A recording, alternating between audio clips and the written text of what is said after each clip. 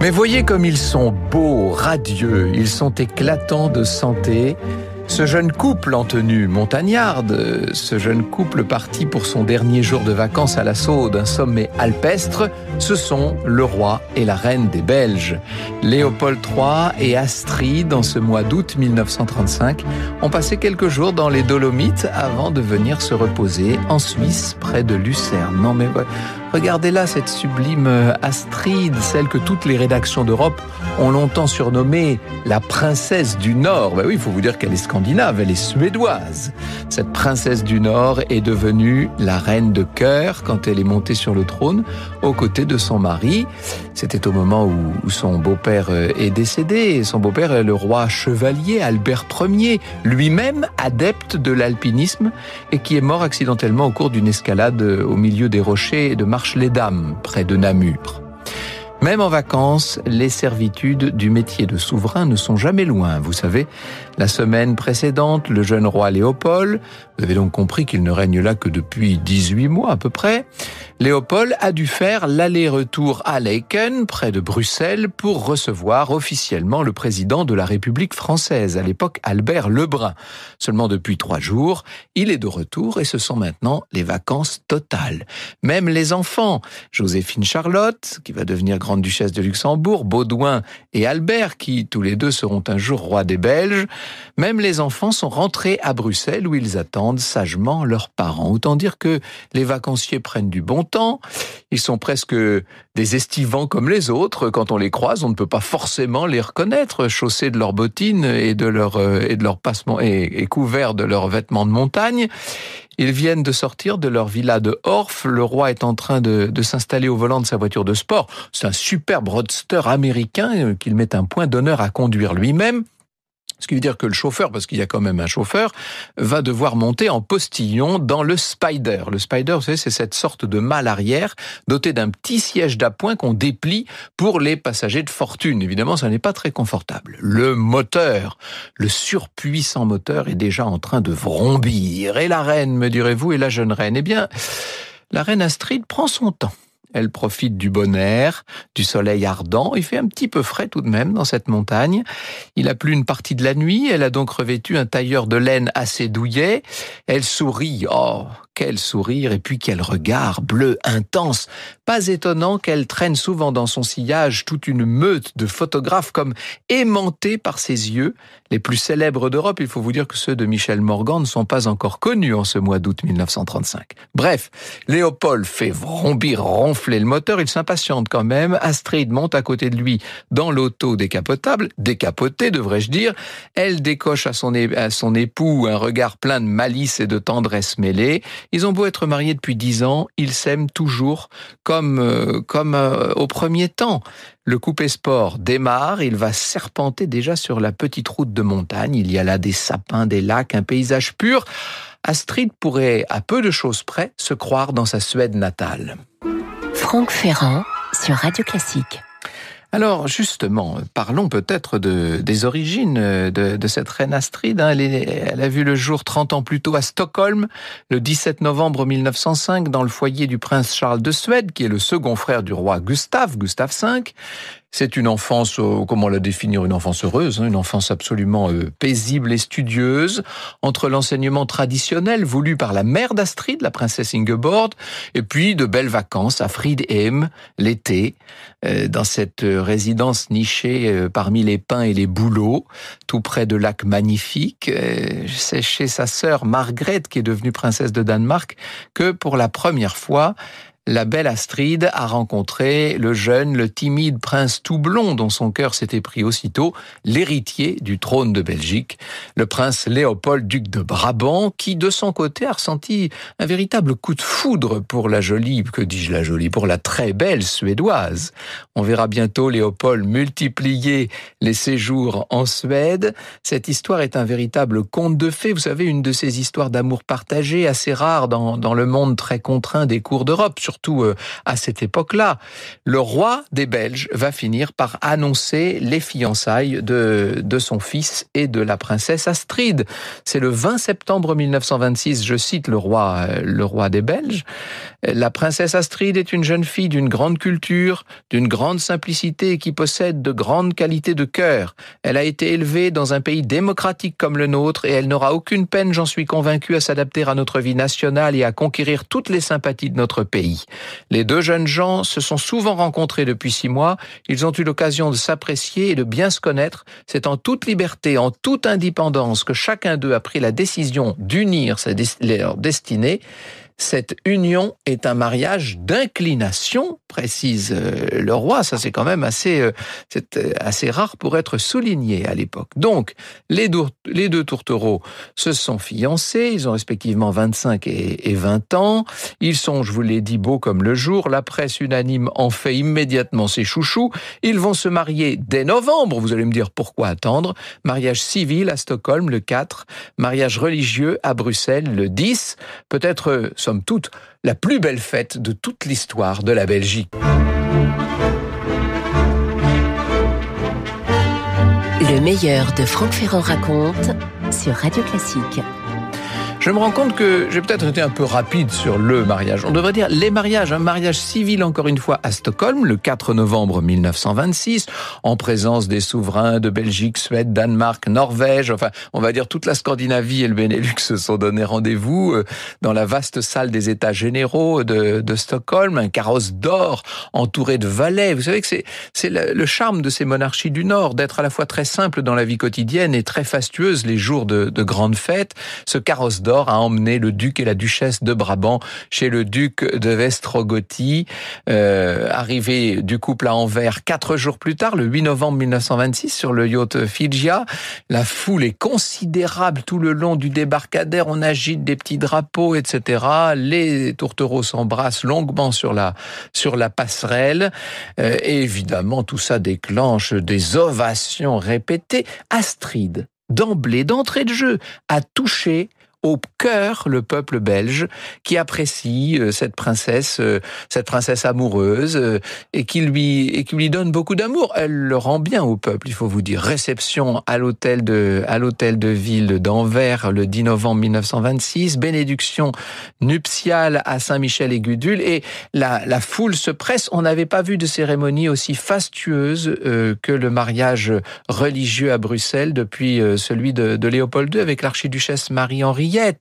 Une union très heureuse dont vont donc naître, je vous l'ai dit tout à l'heure, 3 enfants. Joséphine Charlotte qui va être la grande duchesse de Luxembourg un jour.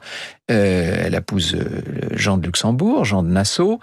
Baudouin, qui épousera Dona Fabiola de Mora en 1960, qui deviendra le roi Baudouin Ier.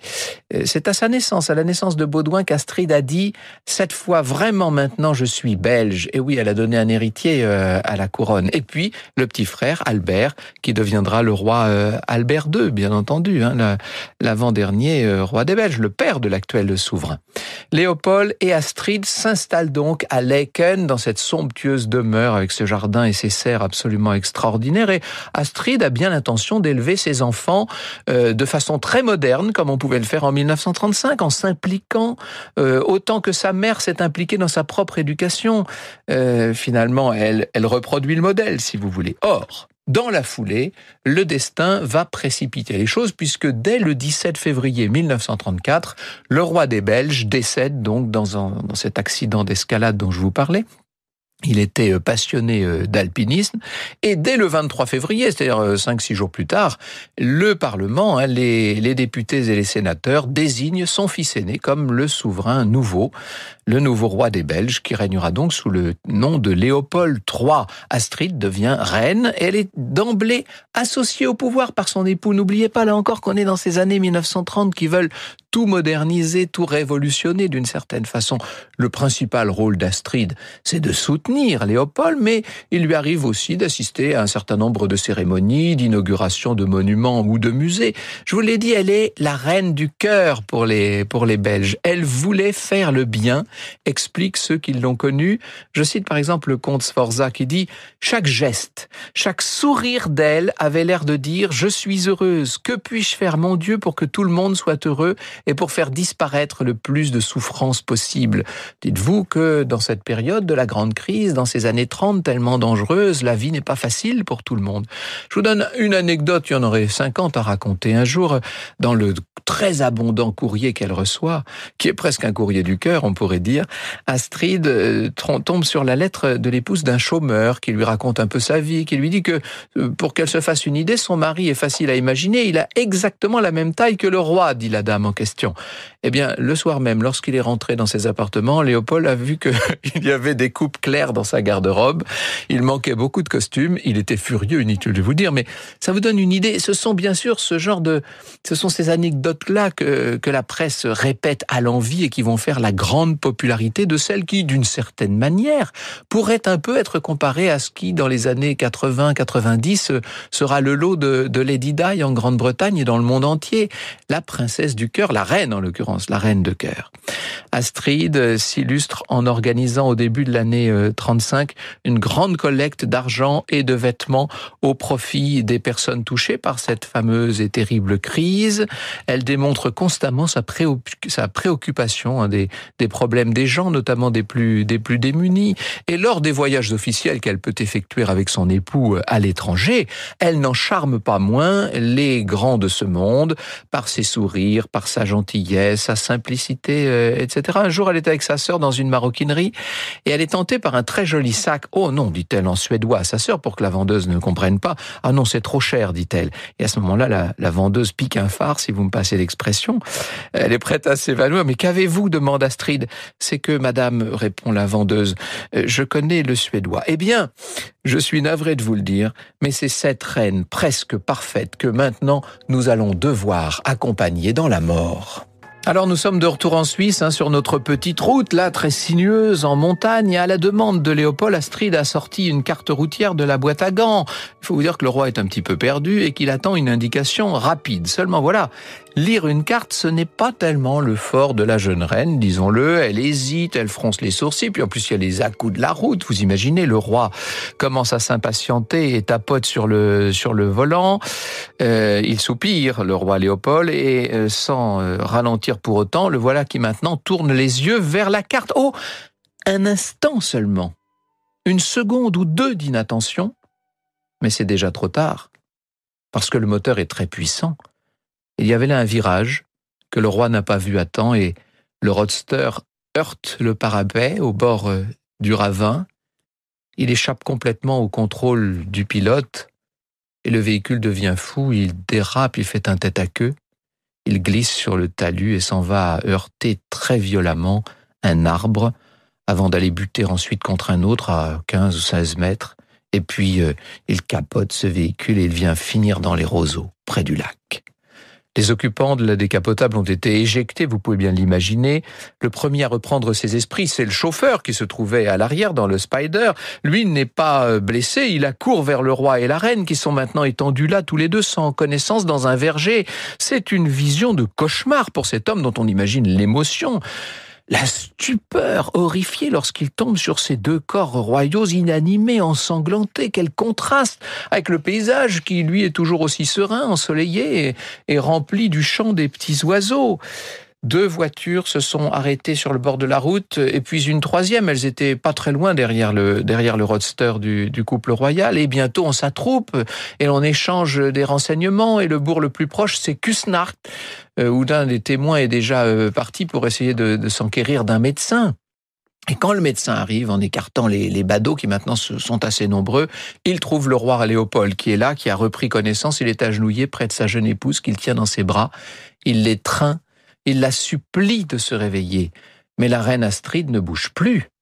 Et le médecin qui s'est approché examine maintenant la reine. Il secoue la tête, elle est morte. C'est une chose incroyable, la plus vivante, la plus éclatante des têtes couronnées qu'on ait vues depuis longtemps, et là sans vie dans ce verger de montagne où la stupeur est en train de faire place à la désolation. Le roi n'a été blessé que légèrement. Il accompagne la dépouille de sa femme, de sa reine, de son Astride du Nord, que personne, surtout pas lui, ne peut imaginer défunte. Franck Ferrand sur Radio Classique. Alors je ne vais pas multiplier les grandes phrases, mais je vous le dis tout simplement, pour la Belgique, pour la Suisse, pour l'Europe royale et pour l'Europe tout court, pour le monde entier, l'annonce de cette mort brutale, de cette vie tellement favorisée, radieuse, de cette vie tellement bonne, fauchée de cette façon, va faire l'effet d'un coup en plein cœur. Je cite le grand reporter Albéric Cahuet, qui rappelle la cérémonie d'obsèques du roi Albert Ier, que la présence consolante d'Astride avait à l'époque littéralement illuminé. La jeune reine, la jeune mère inclinait son clair visage sous les voiles et dirigeait le geste d'amour de ses enfants vers tous les enfants qu'on lui tendait, dit-il, écrit-il. Elle passait dans le carrosse des jours d'histoire précédée de son roi à cheval et l'on courait derrière la double haie de garde pour tenter de la voir encore, si fine, si grave, si tendre, si belle. Ah, comme tous ceux qui ont à cet instant connu la magie de ce printemps royal ont reçu en plein cœur la nouvelle de l'aveugle tragédie des choses où s'éteint une radieuse lumière. On savait encore écrire en 1935 le cercueil scellé de la reine Astride, celle que les Belges désormais n'appellent plus qu'Astrideke, c'est le petit le diminutif bruxellois, notre petite Astride. Le cercueil d'Astrideke est arrivé par le train à 6h du matin dans la capitale. On l'a chargé sur un corbillard qui l'a conduit jusqu'au palais royal, à travers une ville en pleurs, terriblement silencieuse et dont tous les réverbères ont été voilés de crêpe noire. Au palais, dans la salle du penseur, le cercueil est rouvert et apparaît déjà embaumé, le cœur que l'on revêt d'une robe de soie blanche semée de bouquets de violettes, un crucifix d'argent sur la poitrine. Les traits de la princesse du Nord sont inchangés. Oh, si j'osais, je dirais qu'ils sont peut-être même plus purs encore, avant que n'entre cette foule anonyme qui 3 jours durant va maintenant défiler devant la dépouille. Le jeune roi est là, seul, tout seul, qui veille sa femme, qui vacille sous le double poids de sa peine évidemment et de la culpabilité qui le ronge. Mais pourquoi a-t-il pris le volant ce matin-là? Il aurait dû le laisser au chauffeur. C'est le destin, murmure-t-on pour le rasséréner. Sire, croyez-nous, ça n'aurait rien changé. Lui sait bien ce qu'il convient d'en penser. Franck Ferrand sur Radio Classique.